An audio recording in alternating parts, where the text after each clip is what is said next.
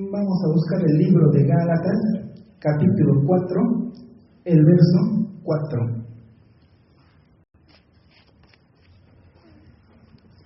Nos ponemos de pie, gloria a Dios. Lo he encontrado, ¿verdad?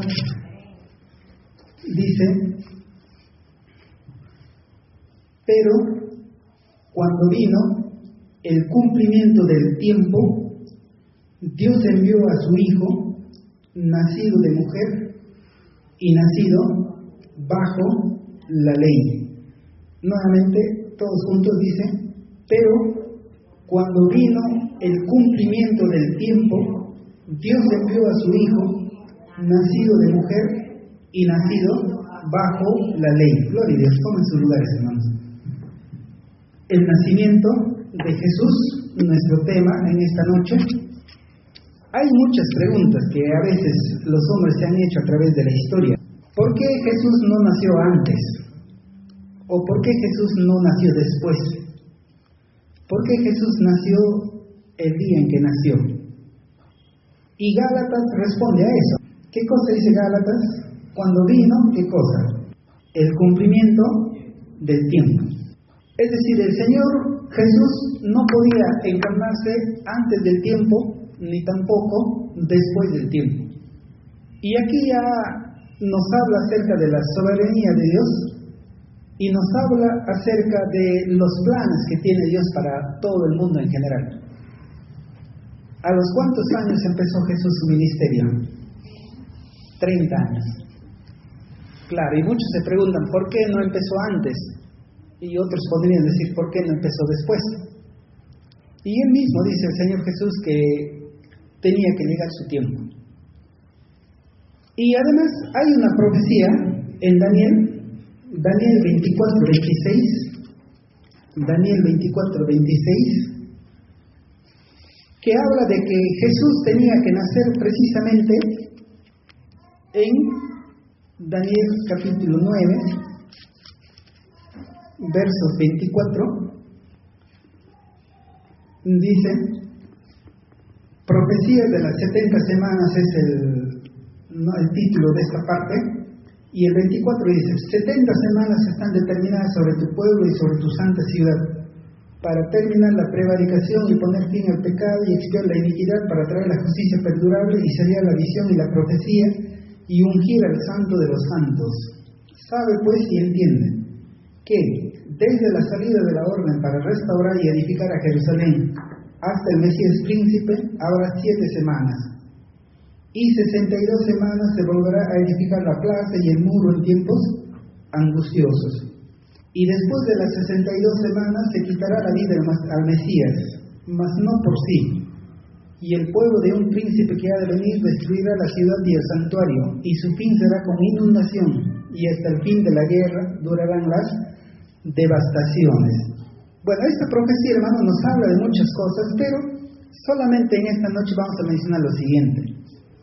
En el verso 26 dice: y después de las 62 semanas se quitará la vida al Mesías. Pero cuando tú lees el verso 25, casi al final del verso 25 dice: habrá 7 semanas y 62 semanas. Entonces, cuando tú sumas ahí las semanas, llegas a tener 69 semanas. 69 semanas contando desde que el pueblo de Israel, ¿recuerdas? El pueblo de Israel fue llevado al exilio ¿por quién? Por los babilonios, ¿verdad? Y luego estuvieron 70 años en el exilio. Después de los 70 años el pueblo volvió nuevamente a Jerusalén. Reedificó Jerusalén, reedificó el templo. Y Daniel, estando en el exilio, Daniel dice que después que el pueblo regrese a reedificar el templo, van a pasar 69 semanas para que venga el Mesías.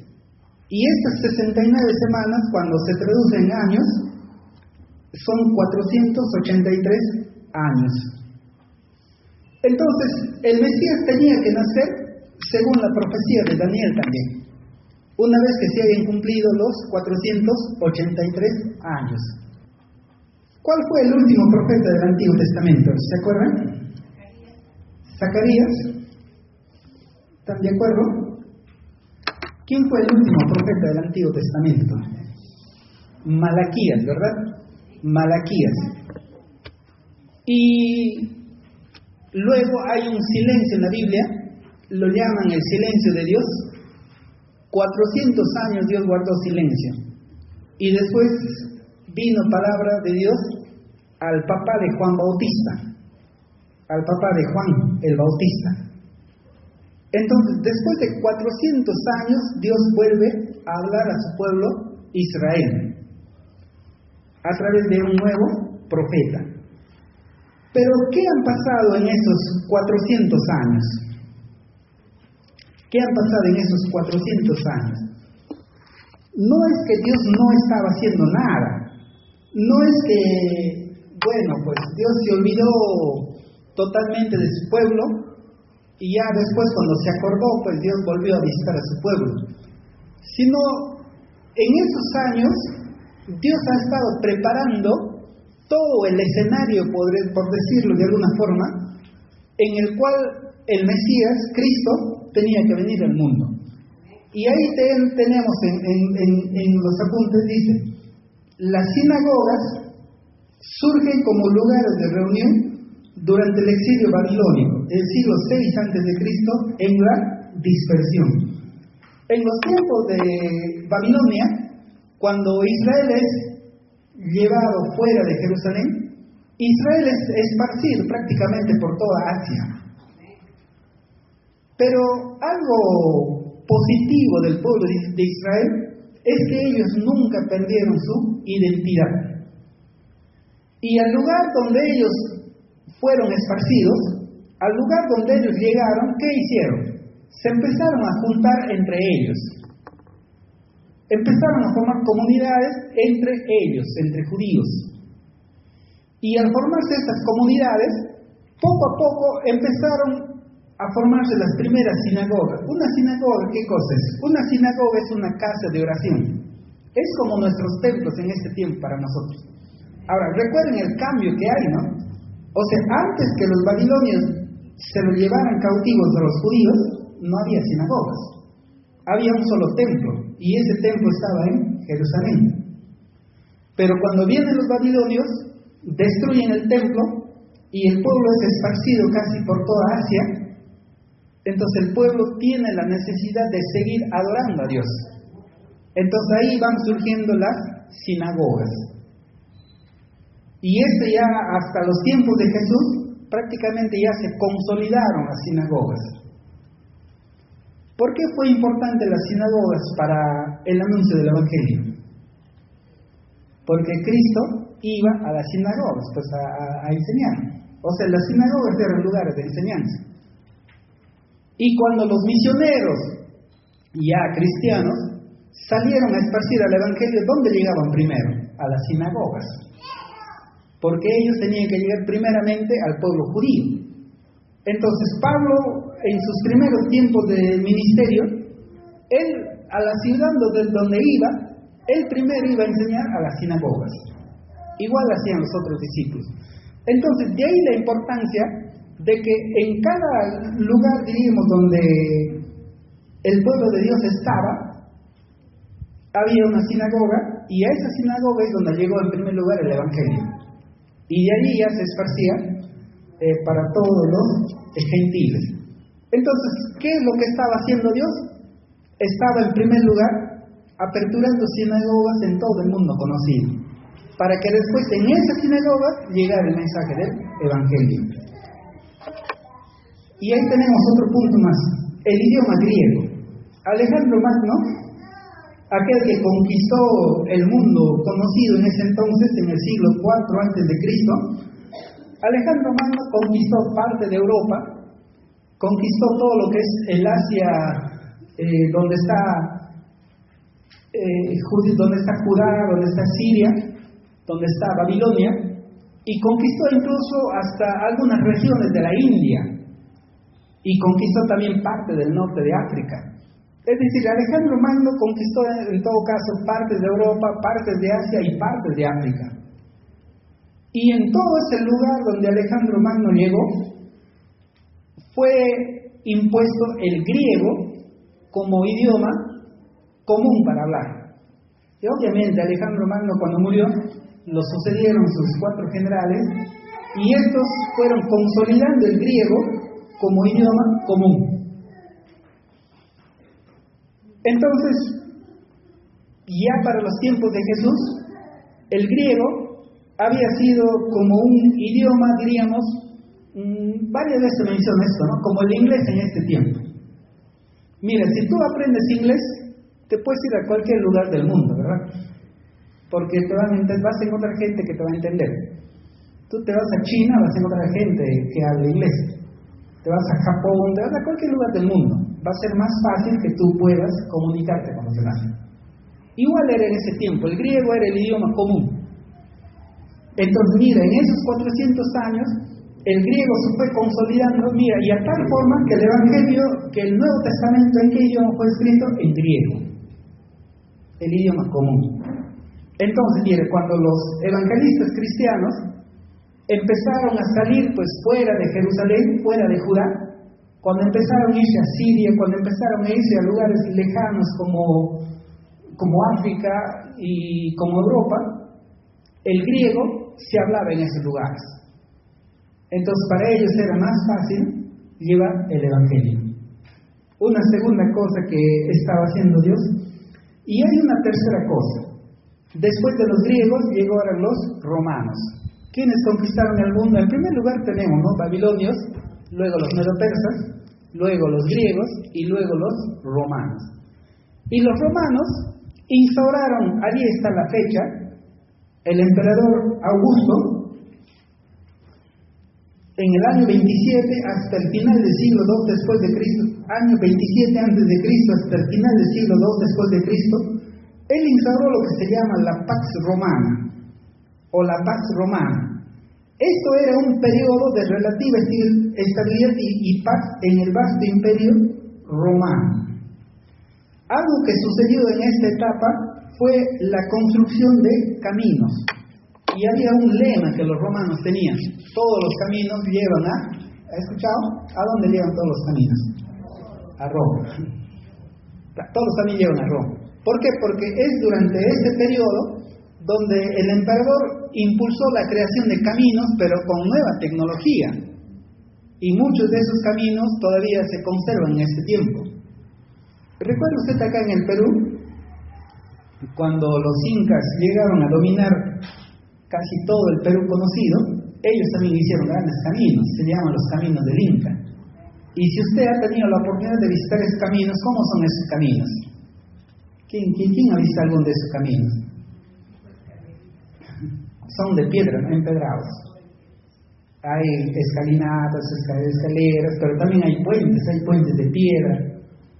Y claro, ¿y cuál fue el objetivo de eso? ¿Para qué hacían esos caminos? ¿Cuál fue el objetivo? Para una comunicación más rápida y segura. En el Imperio Inca había los famosos chasquis, ¿no? Y hay una anécdota que a mí me contaron los profesores en ese tiempo de estudio, ¿no? Un profesor decía de que, bueno, el libro de historia también figura, ¿no?, de que los incas llevaban sus pescados desde la costa hasta el Cusco. Y el pescado llegaba fresco al Cusco. ¿Por qué? Porque los chasquis venían pues corriendo todo el camino, ¿no? Y cada cierto tiempo se cambiaban, ¿no? Llegaban a un tambo y se cambiaban, de tal manera que hubo una comunicación muy fluida. Y esto fue posible también por los caminos que había. En el Imperio Romano, el emperador Augusto empezó la construcción de caminos. Y ya para los tiempos de Jesús, para los tiempos en que empezó a esparcirse el Evangelio, ya había una paz relativa en casi todo el mundo conocido. Entonces los primeros evangelistas tuvieron esa ventaja. Podían ir a cualquier lugar porque sabían que había una relativa calma. Además, había caminos seguros. Había caminos que les permitían ir rápidamente a lo más alejado del imperio. Entonces, mira, ahí tenemos tres cosas que se estaba obrando antes de que llegara el cumplimiento del tiempo. Gálatas 4:4 dice, ¿no? Pero cuando vino el cumplimiento del tiempo, ahí nació Cristo. Ahora vayámonos al Evangelio de Lucas, capítulo 2, versos del 1 al 5. Vamos a leerlo. El Evangelio de Lucas, capítulo 2, versos del 1 al 5. Dice la palabra del Señor: Aconteció en aquellos días que se promulgó un edicto de parte de Augusto César, que todo el mundo fuese empadronado. Este primer censo se hizo siendo Cirenio gobernador de Siria. E iban todos para ser empadronados cada uno a su ciudad. Y José subió de Galilea, de la ciudad de Nazaret, a Judea, a la ciudad de David, que se llama Belén, por cuanto era de la casa y familia de David, para ser empadronado con María su mujer, desposada con él, la cual estaba encinta. Y aconteció que estando ellos allí, se cumplieron los días de su alumbramiento, y dio a luz a su hijo primogénito, y lo envolvió en pañales, y lo acostó en un pesebre, porque no había lugar para ellos en el mesón. ¿Dónde estaba viviendo José con María? Usted ya recuerda esa historia, ¿verdad? María había sido prometida a José, ¿verdad? ¿Dónde estaban viviendo ellos? ¿En qué lugar? ¿Qué dice el texto? En Galilea, en la provincia de Galilea. ¿Y cómo se llamaba el pueblo? Nazaret. Ahora, si tú lees, si tú recuerdas Miqueas 5:2, ¿qué dice Miqueas 5:2? ¿Dónde iba a nacer el Cristo? Dice, ¿ve? Pero tú, Belén Éfrata, pequeña para estar entre las familias de Judá, de ti me saldrá el que será Señor en Israel, y sus salidas son desde el principio, desde los días de la eternidad. Entonces, Miqueas, mira, 600 años antes, Miqueas había profetizado acerca del Mesías, acerca de Jesús, de Jesucristo, y él había indicado que el Mesías iba a nacer en Belén. Ahora, ¿dónde estaba viviendo José y María? En Nazaret. En el tiempo indicado, en el tiempo de Dios, Dios movió al emperador de Roma, un pagano, ¿para qué? Para que se ordenara un censo. Y una característica de ese censo, ¿recuerda usted cuál era? Que cada persona tenía que ir a su lugar de origen para ser censados. Cada persona tenía que ir a su lugar de nacimiento para ser censados. Ahora, José, ¿dónde había nacido? ¿De dónde era la familia de José? De Belén. Por cuestión de la vida, él había llegado a Galilea, a Nazaret, pero él no era de ahí. Ahora, en cumplimiento del censo, ahora él tiene que retornar a Belén. Eso es lo que narra el evangelista. Entonces, aquí tenemos, ¿no?, que el decreto del emperador de Roma coadyuvó en el cumplimiento de la palabra de Dios. Igual que nuestra alma, nuestras circunstancias están también en manos de Dios. Dios, hermanos, va a obrar para que se cumpla lo que Él quiere que se cumpla. Mi palabra se cumplirá, dice el Señor, y Él va a mover las circunstancias. Y ahí también está nuestra confianza, ¿no? Si va a pasar algo que el Señor quiere que pase, Él va a mover las circunstancias. Y no va a haber poder que lo pueda impedir.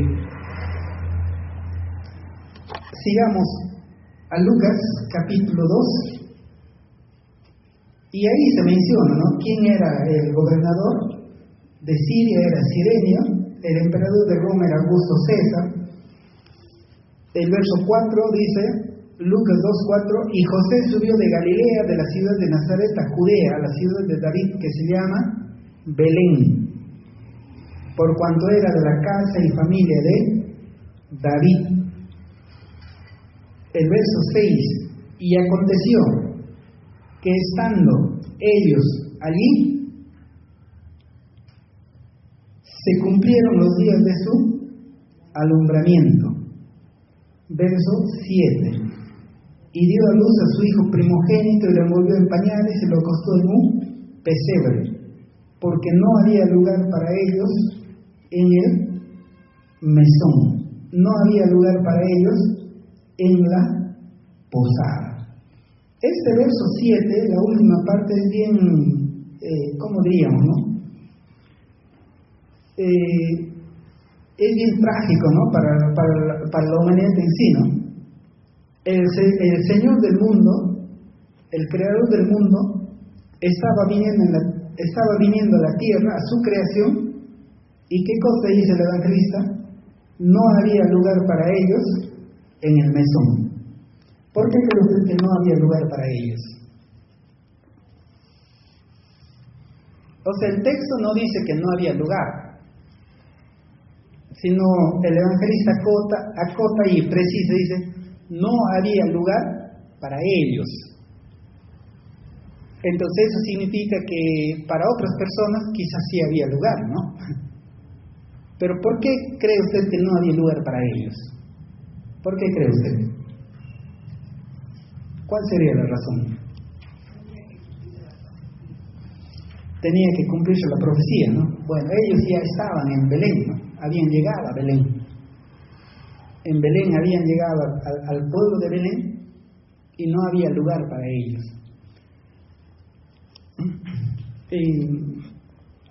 El apóstol Pablo va a decir que Jesús, siendo rico, se hizo pobre. O sea, Él se despojó a sí mismo a tal punto que Él decidió nacer en el lugar más humilde que pudiera haber en la tierra. La familia de María, la familia de José, o José y María, no eran personas pudientes, eran personas humildes, eran personas pobres. Y el mismo Jesús lo va a decir años después. El Hijo del Hombre no tiene dónde, ¿qué cosa? ¿Se acuerda? El Hijo del Hombre no tiene dónde recostar su cabeza. Traducido, ¿qué quiere decir? El Hijo del Hombre no tiene una almohada. Tú tienes una almohada, ¿no? Una cómoda almohada, ¿no? Y no solamente una, ¿no? Quizás tiene muchas, ¿no? Tiene varias, ¿no? Usted es más rico que Jesús. Pero porque Jesús lo quiso así. Entonces, algunos comentaristas mencionan aquí de que como ellos eran humildes, obviamente, pues, lugar de censo, hay mucha población, hay bastante población, y cuando hay bastante población, cuando hay bastante demanda, ¿qué pasa? Los precios suben. Si un hotel te cuesta, no sé, 20 soles, 30 soles, cuando hay bastante demanda, ¿cuánto tendría que costar ese cuartito sencillo? Mucho más, ¿no? Entonces, ahí apuntan algunos comentaristas. El mesonero, el posadero, como había bastante gente que demandaba, entonces había elevado sus costos. Y José y María no podían cubrir esos costos. Entonces, ¿qué hicieron? Buscaron refugio. ¿A dónde se fueron? A un establo, dice, ¿no?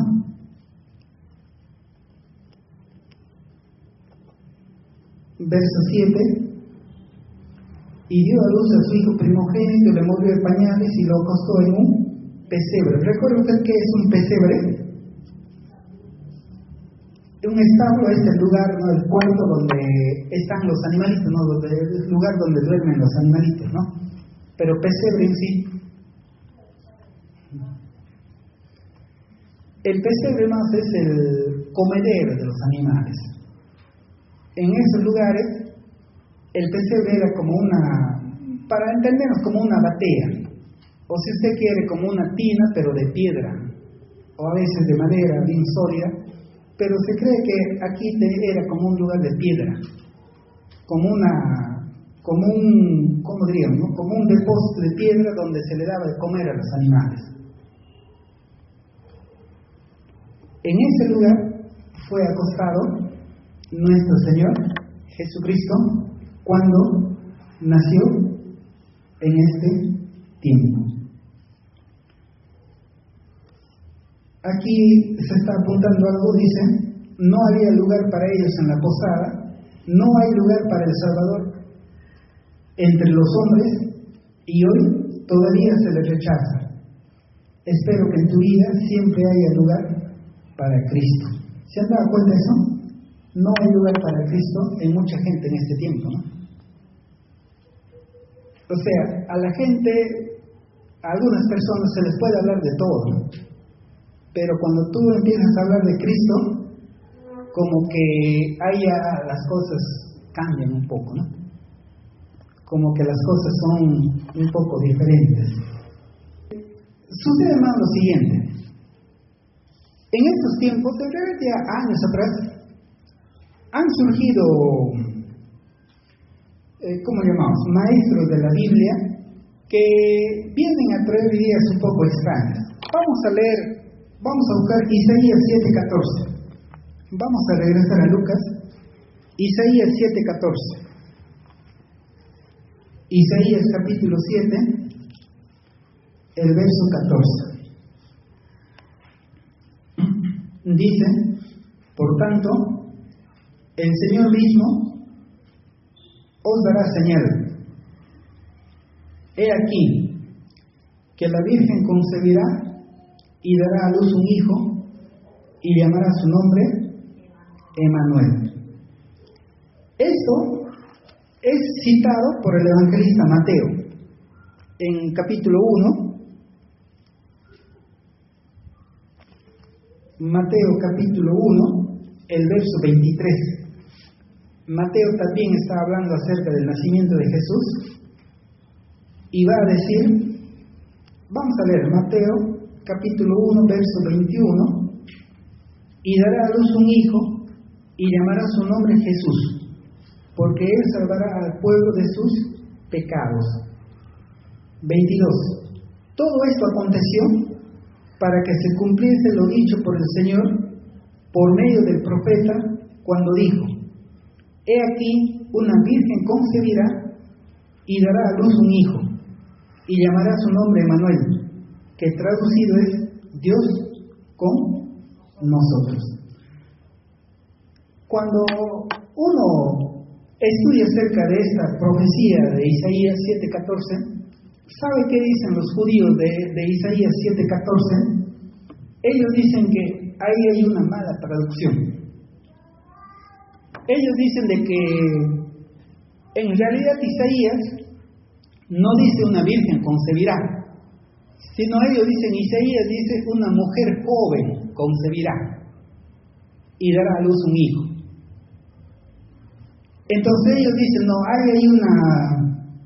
hay un error en las Biblias que nosotros utilizamos, que Isaías en realidad no quiere decir que la Virgen concebirá, sino que Isaías quiere decir que una joven concebirá. Entonces, cuando se les menciona, dicen, no, pero Mateo, ¿qué cosa dice Mateo? Mateo hace referencia a Isaías, y Mateo dice, Isaías menciona que una virgen concebirá. Entonces ellos dicen, no, es que Mateo se equivocó. Es que aquí Mateo cometió un error. Ese es lo que ellos enseñan cuando acerca de esta profecía de Isaías. Ahora, ¿por qué te menciono esto? Porque esa idea que tienen los judíos se ha infiltrado en las iglesias cristianas. Entonces, de repente uno escucha pastores, uno escucha maestros, uno escucha a personas que hablan acerca del nacimiento de Cristo. Entonces ellos dicen, no, es que en realidad Isaías dice que una joven concebirá. Mira, cuando alguien cree eso, en realidad, ¿qué estás diciendo? Que en la Biblia hay errores, ¿no? Claro, si uno escucha, por ejemplo, en una iglesia, no, Isaías 7:14, hay un error del copista. Inclusive algunas Biblias modernas, te vas a dar cuenta, cuando tú lees Isaías 7:14, dice una joven concebirá. Si algunos son curiosos, vas a encontrar en algunas Biblias modernas. Pero ¿eso qué significa? ¿Significa entonces que Mateo se equivocó? ¿Significa que Mateo cometió un error? Y si Mateo cometió un error, significa entonces que la Biblia no es inspirada, pues.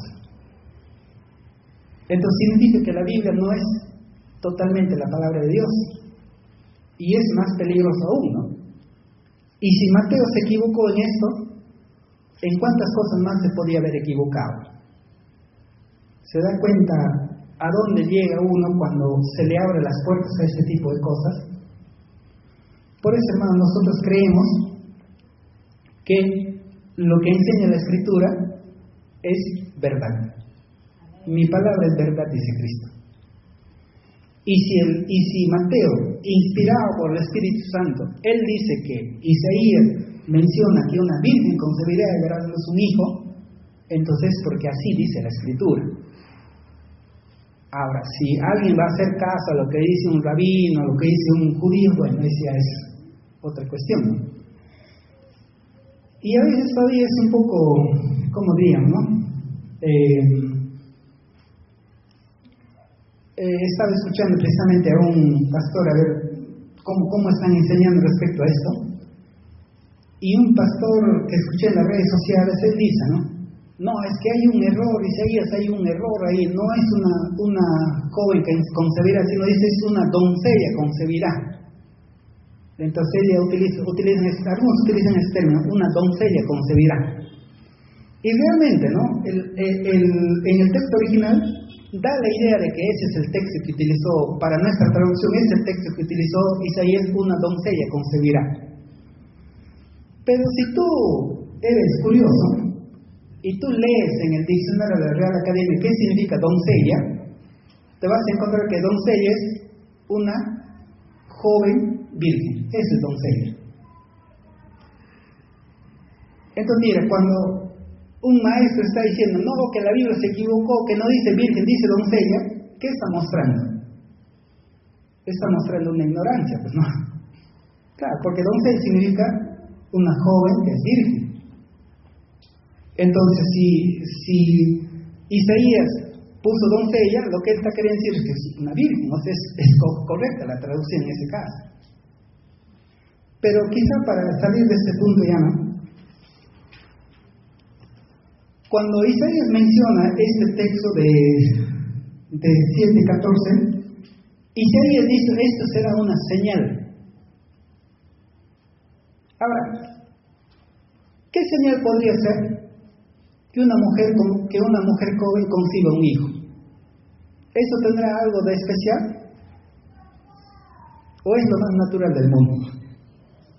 Lo más normal, ¿no? Y en los tiempos del Antiguo Testamento, lo más natural todavía, que una joven tenga un hijo, es eso, lo más normal. Entonces, si uno hace caso a lo que dicen los judíos, no, es que Dios dice que la señal es que una joven concebirá. Pero, ¿qué clase de señal es eso? Hermanos, una señal es algo que no es normal. Esa es una señal. Algo que, si usted quiere, no es natural. Esa es una señal. Y eso es tal como se entiende en los evangelios. El Señor hizo varias señales, sí. Por ejemplo, transformó el agua en vino. esa es una señal. O sea, una señal es algo no natural. Entonces, debido a eso y otras consideraciones, nosotros creemos que el texto dice así: una virgen concebirá y dará a luz un hijo. Bueno, ahorita usted menciona, hermanos, porque respecto a la vida de Jesús hay tantas cosas que se enseñan, tantas cosas, pero usted manténgase en lo que ha aprendido desde pequeño. Porque están saliendo últimamente ideas un poco curiosas, hermano, muy curiosas. Acá hay una pregunta: ¿por qué nació Jesús en un lugar que aparentemente servía para albergar animales? Es una pregunta, ¿no?, de un niño. Dice: ¿por qué nació Jesús en un lugar que aparentemente servía para albergar animales? Y ahí está la respuesta, ¿no? ¿Cuál es la respuesta? Porque los corderos nacían generalmente un cordero, y este era el Cordero de Dios. O sea, ¿qué más natural para el que sería el Cordero de Dios nacer en un establo, ¿no? Pues eso es lo más natural. Pero también, hermano, para que nadie pudiera decir: el Señor no lo va a entender. Imagínate por un momento que a tu casa llegara de visita no sé quién, alguien muy importante, un príncipe de algún país extranjero. ¿Te sentirías cómodo haciéndole entrar a tu casa? ¿Te sentirías cómodo haciendo entrar en tu sala, llevándole a tu comedor? Y de repente este príncipe dice: ¿sabes qué? Préstame tu servicio higiénico. ¿Te sentirías cómodo haciendo entrar los servicios higiénicos? ¿O qué diría usted? No, pero este es un gran príncipe, ¿no? No, pero este es una persona muy importante, ¿no? Y generalmente para las personas importantes nosotros somos muy cuidadosos, ¿no? Incluso cuando visitan las iglesias, ¿no? Santiago menciona eso, ¿no? ¿Qué hacen algunas personas, algunas iglesias cuando los visitan personas importantes? ¿Qué cosa hacen? Le dan los mejores lugares, ¿no? El mejor asiento, ¿no? ¿Por qué? Porque son personas importantes. Entonces, ¿cómo voy a llevar a mi casa que es humilde, cómo voy a llevar a una persona bastante importante? Mira, Jesucristo, siendo el Rey de Reyes, Señor de Señores, Él nació en un establo. ¿Y tú te puedes imaginar un lugar más pobre que un establo? ¿Te puedes imaginar un lugar más humilde que un establo? ¿Te puedes imaginar un lugar más humilde que eso? Por lo menos yo no me imagino, ¿no? Yo me he criado parte de mi niñez en la selva, y en la selva teníamos animalitos. Y el lugar donde están los animales es un lugar... ¿Qué te parece ese lugar? Maloliente. Por más que tú lo limpias, ¿no? Por más que tú agarres y lo limpies y sacas todo, limpias todo, pero el ambiente, hay un olor ahí que está impregnado en el piso, que está impregnado, no sé, en las paredes, hay un olor ahí. Bueno, tendría que estarlo ahí, ¿no? Y Jesús eligió ese lugar para nacer. Y eso es lo que apuntan algunos comentaristas, ¿no? Mira, el Señor puede visitar cualquier lugar. Él puede visitar el lugar más humilde que haya y Él no se va a sentir incómodo. ¿Por qué? Porque Él nació en un pesebre. Y nosotros, por nuestra parte, podemos tener esa confianza también. Señor, visita mi hogar, visita mi casa. El lugar más humilde, elegido por Cristo Jesús. Vayamos a Lucas nuevamente. ¿Alguna inquietud hasta aquí, hermanos? ¿Alguna pregunta hasta aquí? Quizás sobre el nacimiento de Jesús. Lucas capítulo 2.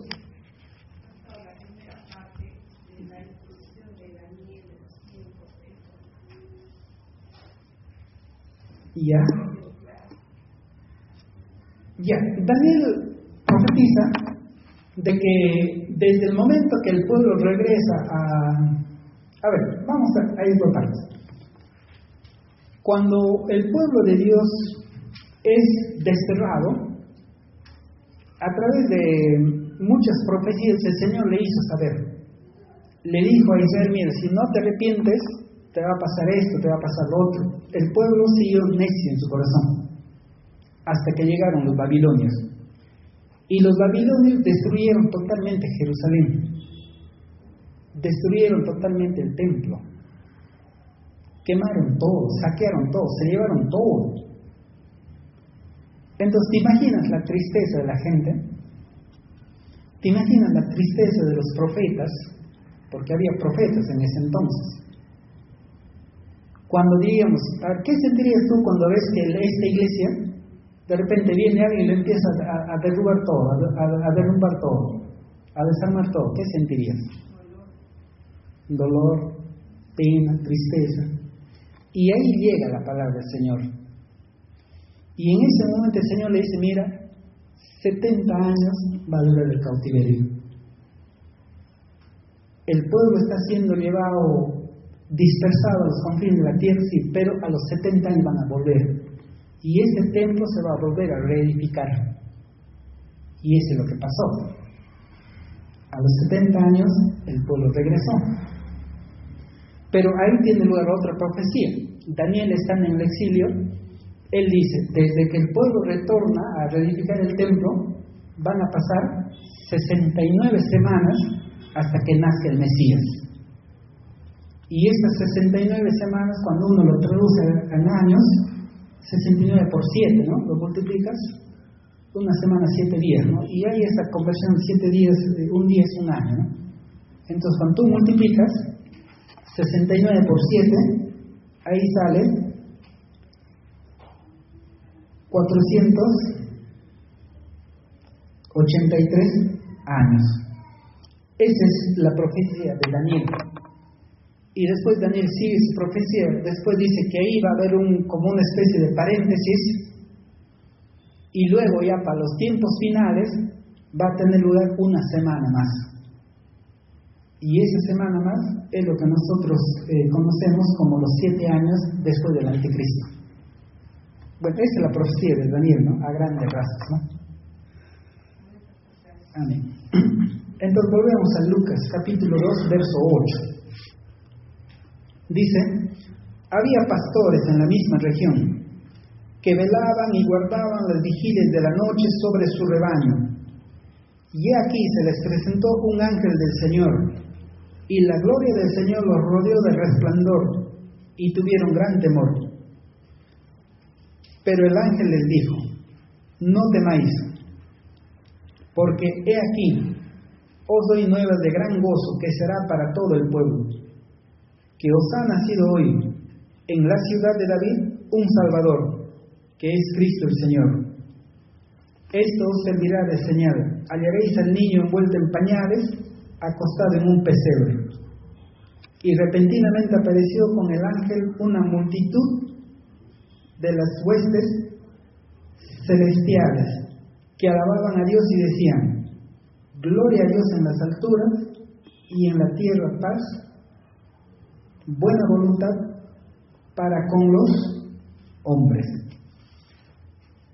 Cuando uno escucha, hermanos, acerca de, o si usted quiere escuchar a veces acerca del nacimiento de Jesús, yo me doy cuenta en esta última semana, ¿no?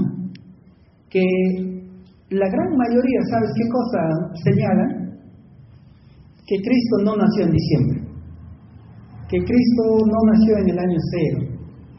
O sea, todos se van, o bueno, por lo menos una gran parte de lo que yo estaba revisando, siempre se van por el lado negativo.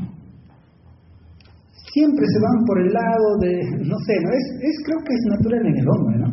Creo que es natural en nosotros, ¿no? O sea, de cualquier circunstancia, ¿en qué nos fijamos? En lo malo, en lo negativo. Y no sería raro, ¿no? Si alguien viene a la iglesia y entonces tú estás mirando acá y dices, oye, qué barbaridad, que eso es lo más natural que hay en el hombre.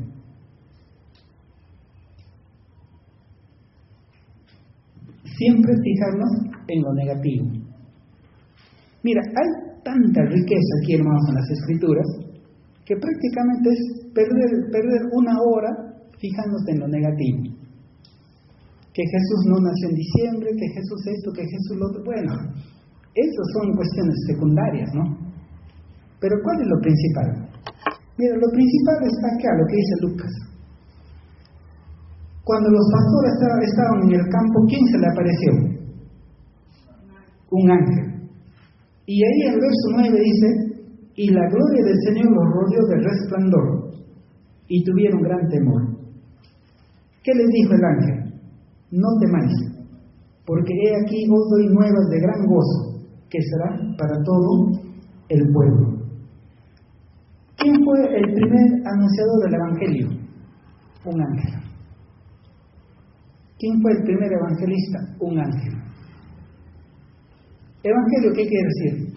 Anuncio de las buenas nuevas. Ese es evangelio. Anuncio de las buenas nuevas. Entonces, Dios decidió utilizar a un ángel como el primer heraldo del evangelio.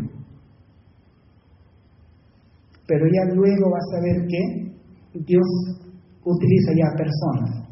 ¿En este tiempo Dios seguirá utilizando ángeles? También, ¿no? Pero generalmente Él utiliza personas. Personas como nosotros para anunciar el Evangelio. Y a veces utiliza personas inconversas, hermanos. Eso es lo que a mí me sorprendió un tiempo, ¿no?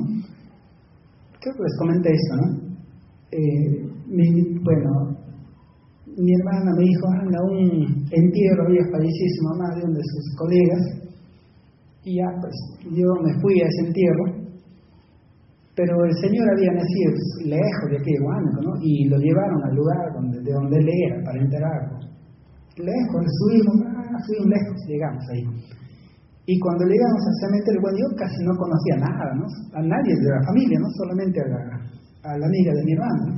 Entonces me acerqué, le saludé, y bueno, yo siempre llevo pues, un texto para compartir, ¿no? Siempre hay que estar preparados, ¿no? Pero estuve presente ahí, no había cura, no había nadie, todos eran sus familias. Más bien los que se hicieron presentes, el señor era un trabajador de construcción civil. Entonces los que estaban ahí eran del SUTEP, el dirigente del SUTEP, de aquí de Huánuco. O dirigente de construcción civil, perdón, dirigente de construcción civil. Él estaba ahí, en ese lugar. Y como a mí no me dicen nada, entonces yo me quedo ahí, ¿no? Entonces yo me quedé ahí esperando hasta el final. El que habló el hermano del difunto, habló algunos familiares, y luego le dieron la palabra a este dirigente de construcción civil. Y él es izquierdista, marxista, leninista. Pero en ese momento, yo me quedé curioso, a ver de qué va a hablar. Hablo de Dios. Sí, pues aquí nuestro compañero ha fallecido, ¿no? Que Dios lo tenga en su santa gloria. Es que así es, hermano. O sea, el hombre puede tener unos pensamientos totalmente, diríamos, contrarios a Dios, contrarios a Cristo, pero cuando tú vives ese momento de dolor, cuando tú vives en realidad ese momento, una familia que está sufriendo, una familia doliente, ¿a quién vas a recurrir? ¿A Marx? ¿A Lenin? Buscamos el consuelo de Dios. ¿No? Que el Señor, ¿no? Que Jesús tenga compasión de la familia. Predicando el Evangelio, curioso, ¿no? Me sorprendió eso. Así es. En este caso vino un ángel y anunció el Evangelio. Les traigo unas buenas nuevas. 11. Que os ha nacido hoy en la ciudad de David un Salvador, que es Cristo el Señor. Ahora aquí, ¿cuál es la señal? Ellos le dicen, los ángeles dicen, vayan a Belén, ¿y qué cosa van a encontrar? Un niño acostado en un pesebre.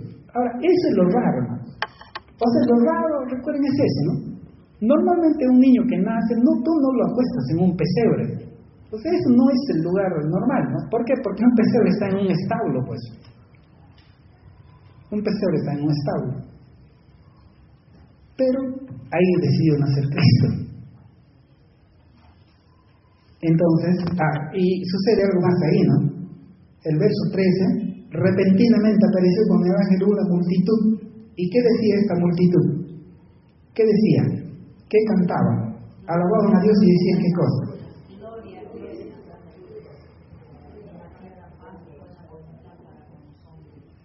Gloria a Dios en las alturas. ¿Por qué? Porque a Dios siempre se le da la gloria, porque todo está fundado en Dios. Y paz en la tierra a los hombres, ¿por qué? Porque mire, hermanos, cuán importante es tener paz en el hogar. A veces yo conversando con parejas jóvenes, o con parejas, ¿sabes? Que ya tienen años de casado, ya tienen muchos años de casado. Entonces a veces se toca esos temas, ¿no? Y cuán importante es tener paz en el hogar. Entonces tú puedes tener un hogar, diríamos, que ha alcanzado un elevado nivel de confort. O sea, tú puedes tener, pues, un hogar donde tú tienes altos ingresos en el hogar, pero eso no te garantiza que tú vas a tener paz en el hogar. Eso no te garantiza. Eso no te garantiza que tú vas a tener paz con tus hijos, vas a tener paz con tus hijas, no te garantiza. ¿Cuán importante es la paz, hermanos? Y por eso decíamos tiempo atrás, ¿no? A veces tú tienes que decidir. Para ti, ¿qué cosa es más importante? ¿Tener la razón o tener paz en el hogar? ¿Cuál es más importante? Porque a veces, hermanos, los problemas surgen de cosas así simples, hermanos. No que tú te has equivocado, no que tú no tienes razón. En eso no piensa, ¿qué es más importante para ti? Y ya, pues tu esposo no tiene la razón ya. Pero ponte a pensar, ¿merece la pena pelear por eso? Ya, tu esposa no tiene razón, ya, pongamos el listo, no tiene razón. Ya, tú tienes razón. Pero ¿merece la pena pelear por eso? Pongamos a pensar, ¿no? Ya, pues bueno, ¿quieres tener razón? Ya te doy la razón, pues, ¿no? ¿Por qué? Porque más importante debe ser la paz, hermanos. Ya habrá momentos cuando están más calmados, ya que se puede hablar con más calma. Porque a veces cuando los ánimos están exaltados, va a ser difícil poder dialogar, va a ser difícil. Pero ya habrá momentos en que sí se podrá conversar. Igual también son con los hijos, ¿no? Igual son. Y yo tuve una experiencia esto con el pastor de mi iglesia. En la iglesia donde yo me entregué a Cristo. Una excelente persona. Y yo recuerdo un lugar donde estuvimos como una cena porque el trabajo, y ahí estuvieron pues, los jefes del trabajo, varios, los que trabajan en ese entonces, ¿no? En la oficina. Y se empezó a hablar como esto de varias cosas. Y en esa conversación yo dije una cosa sin sentido. Hablando de algunos productos, yo mencioné una cosa por otra, una cosa totalmente equivocada. Y en ese momento mi jefe me miró, pero no me dijo nada. Pero ahí yo me di cuenta que había cometido un error. Pero mira, él, en vez de hacer notar ese error, él desvió la conversación para otro lado. Claro, porque a veces pasa eso en nosotros, ¿no? Claro, a veces nos encanta decir, oye, pero tú te has equivocado, ¿cómo hacer esas cosas, no? No, ¿cómo hacer esas cosas? No, tú estás totalmente equivocado, ¿no? Pero con eso, ¿qué hacemos? Podemos herir a la otra persona, ¿no? El amor cubrirá multitud de qué. ¿Recuerdas qué dice el texto? El amor cubrirá multitud de defectos, ¿no? Y realmente, hermanos, más vale preservar la paz. Igual en el hogar, en la casa, en los hijos. Y eso es lo que dice aquí: y en la tierra paz y buena voluntad a los hombres. Verso 15, ¿qué dice el verso 15? Bueno, ya estamos llegando al final, hermanos. Sucedió que cuando los ángeles se fueron de ellos al cielo, los pastores se dijeron unos a otros: pasemos pues hasta Belén y veamos esto que ha sucedido y que el Señor nos ha manifestado. Vinieron pues apresuradamente y hallaron a María y a José y al niño acostado en el pesebre. Y al verlo dieron a conocer lo que se les había dicho acerca del niño. Y todos los que oyeron se maravillaron de lo que los pastores les decían. Pero María guardaba todas estas cosas, meditándolas en su corazón. Y volvieron los pastores, glorificando y alabando a Dios por todas las cosas que habían oído y visto, como se les había dicho. Ese es el testimonio de las personas, hermanos. Entonces, cuando Cristo nació, fue proclamado por los ángeles y fue proclamado por los pastores. Y eso es lo que nosotros también tenemos que hacer, ¿no? Seguir el ejemplo de los pastores, ¿no? Cuando ellos les dieron las buenas nuevas, ellos dijeron: pasemos y veamos qué es esto que ha acontecido. Vamos a orar a nuestro Señor.